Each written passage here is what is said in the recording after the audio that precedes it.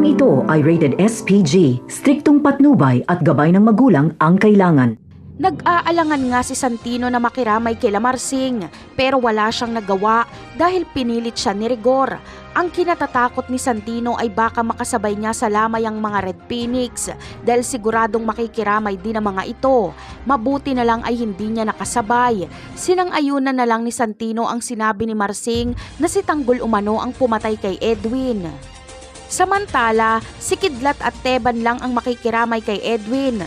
Tatanungin sila ni Marsing kung sino ang pumatay kay Edwin at dahil proprotektahan nila si Santino ay hindi sila magsasalita.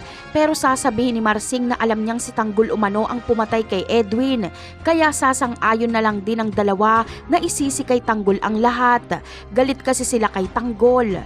Kinabukasan ay araw na ng botohan, papaunahing pabotohin ng kapulisan at dahil sa bagong komprontasyon ni Tanggol at Rigor at galit na gusto si Rigor ay hindi niya iboboto si Tanggol. Bagamat alam ni Rigor na si Miguelito ang pumatay kay David ay si Miguelito pa rin ang kanyang iboboto, matalo lang si Tanggol.